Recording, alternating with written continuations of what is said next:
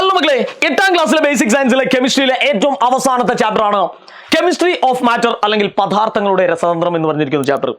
ഈ ചാപ്റ്ററിൽ പലരും നമ്മളോട് സംശയം ചോദിച്ച പലർക്കും മനസ്സിലാകാൻ ബുദ്ധിമുട്ടുള്ള ഒരു ടോപ്പിക്കുമായിട്ടാണ് ഞാനിന്ന് വന്നിരിക്കുന്നത്. ഈ വീഡിയോ എന്ത് ചെയ്യുക, ഇത് അറിയാത്ത ആളുകളാണെങ്കിൽ നിങ്ങൾ കൃത്യമായിട്ട് നിങ്ങളെ കൂട്ടുകാരന്മാർക്കും കൂട്ടുകാരികൾക്കും ഷെയർ ചെയ്തു കൊടുക്കുക.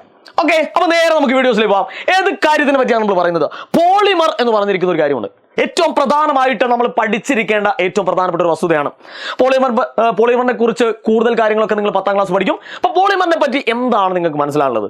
അതിനു മുമ്പേ പോളിമറിന് ഞാനൊരു 2-3 എക്സാമ്പിൾസുകൾ പറയുന്ന സമയത്ത് എന്താണ് ആ കാര്യമെന്ന് നിങ്ങൾക്ക് കൃത്യമായിട്ട് മനസ്സിലാവും. അതായത് നിങ്ങൾ എല്ലാവരും കേട്ടിട്ടുണ്ടാവും, പോളിത്തീൻ എന്ന് കേട്ടിട്ടുണ്ടാവും. പോളിത്തീൻ എവിടെയാ മക്കളെ കേട്ടത്? പോളിത്തീൻ മലയാളത്തിൽ നമ്മൾ പോളിത്തീൻ എന്ന് പറയും. അപ്പൊ പോളിത്തീൻ ഒരു പോളിമർ ആണ്.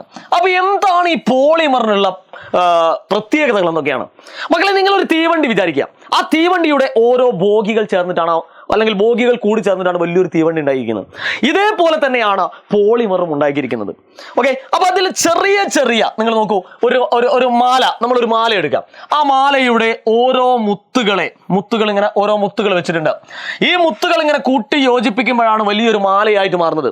ഇതേപോലെ തന്നെയാണ് ആരും ഉണ്ടാകുന്നത്, പോളിമറും ഉണ്ടാകുന്നതിനുള്ള സത്യം നിങ്ങൾ മനസ്സിലാക്കണം. ഓക്കെ, അപ്പൊ ഇതില് ഈ ചെറിയ യൂണിറ്റുകളെ, ഈ ചെറിയ മുത്തു പോലെയുള്ള ഭാഗങ്ങളെയാണ് നമ്മൾ എന്ത് വിളിക്കുന്നത് മക്കളെ?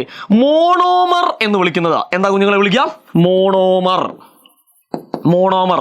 ഓക്കെ, അപ്പൊ ഇത് ചെറിയ മോളിക്യൂൾസിന്, ഒരു മോളിക്യൂൾസിന്റെ മോണോമർ, ഇതൊരു മോണോമറാണ്, ഇതൊരു മോണോമറാണ്, ഇതൊരു മോണോമറാണ്, ഇതൊരു മോണോമറാണ്. ഇങ്ങനെ മോണോമറുകൾ ലക്ഷക്കണക്കിന് കോടിക്കണക്കിന് മോണോമേഴ്സുകൾ കൂടിച്ചേരുമ്പോഴാണ് അതിനെ നമ്മൾ മൊത്തമായിട്ടും ചില്ലറയായിട്ടും നമ്മൾ വിളിക്കുന്നത് എന്താ? ഈ മൊത്തം ആളുകളെയാണ് നമ്മൾ പോളിമർ എന്ന് വിളിക്കുന്നത്. മനസ്സിലാക്കണം, പോളിമർ എന്ന് വിളിക്കുന്നത് കേട്ടോ.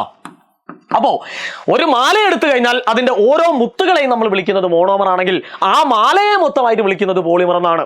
അപ്പൊ നമുക്ക് എന്ത് പറയാം? ഈ മോണോമർ എന്ന് പറഞ്ഞു കഴിഞ്ഞാൽ സ്മോളർ യൂണിറ്റ് ആണ്. എന്ത് യൂണിറ്റാ മക്കളെ? സ്മോളർ യൂണിറ്റുകളെയാണ്, അല്ലെങ്കിൽ ചെറിയ യൂണിറ്റുകളെയാണ് നമ്മൾ എന്ത് പറയാം? മോണോമർ എന്ന് പറയുന്നത്.